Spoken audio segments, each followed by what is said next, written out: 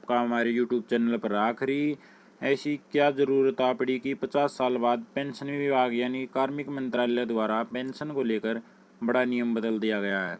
आखिर क्या नियम बदला है, गवर्नमेंट वीडियो के माध्यम से हम आपको डिटेल से बताएंगे।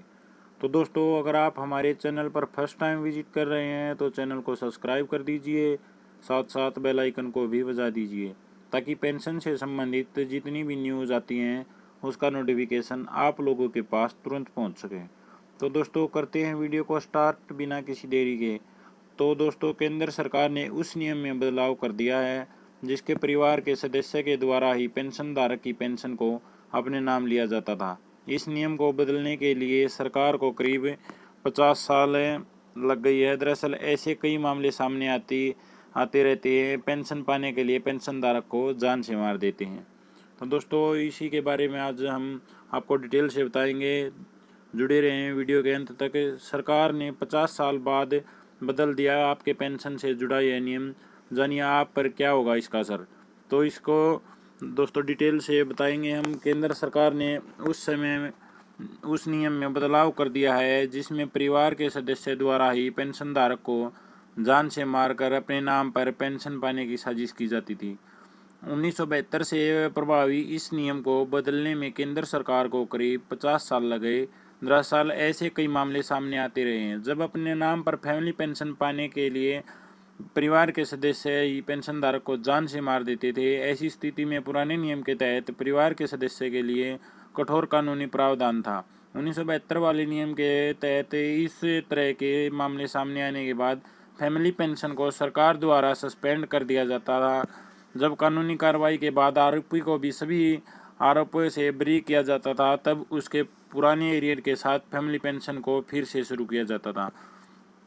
कुछ मामले में जहां आरोपी को कानूनी कार्रवाई के दौरान दोषी करार दिया जाता था तो परिवार के अगले योग्य सदस्य के नाम पर पेंशन शुरू की जाता था। इसमें उन्हें पुराना एरियर भी मिलता था। लेकिन सुस्त भारतीय न्याय व्यवस्था में ऐसे मामले कई सालों तक कोर्ट में लटके रहते हैं। इस दौरान परिवार को वित्तीय स्तर पर कई चुनौतियों का सामना करना पड़ता था। अब परिवार के अगले योग्य सदस्य के नाम पर शुरू होगा पेंशन। लेकिन 16 जून से सरकार ने इस नियम में बदलाव कर दिया है। नए नियम के तहत इस तरह के मामले में परिवार को मिलने वाला पेंशन सस्पेंड नहीं किया जाएगा। आरोपी के बाद परिवार के अगले योग्य सदस्य के नाम पर पेंशन शुरू कर दी जाएगी। इसमें मृत पेंशन धारक के बच्चे या उसके माता पिता भी हो सकते हैं। नए आदेश में कहा गया है, कानूनी मामलों के विभाग से विचार विमर्श के बाद इस प्रावधान का रिव्यू किया गया है। कार्मिक मंत्रालय ने जारी किया आदेश। कार्मिक मंत्रालय की ओर से इस आदेश को जारी किया गया है। इसमें कहा गया है, कानूनी कार्रवाई के दौरान परिवार के उन सदस्यों को पेंशन देने से मना करना जायज़ नहीं है जिन पर कोई आरोप नहीं लग रहा है।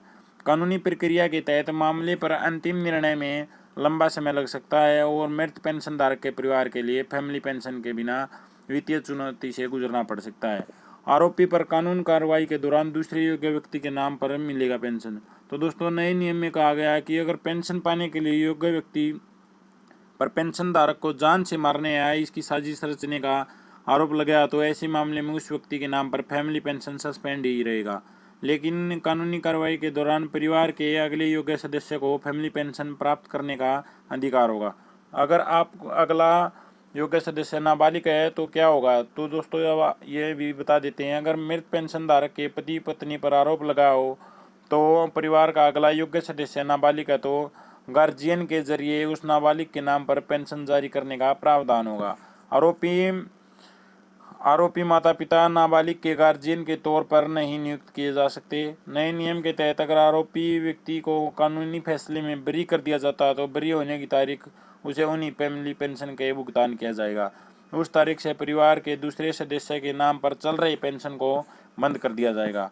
तो दोस्तों, आज की वीडियो में इतना ही। नेक्स्ट वीडियो आने तक हमारे साथ जुड़े रहें, खुश रहें, स्वस्थ रहें। जय हिंद, जय भारत।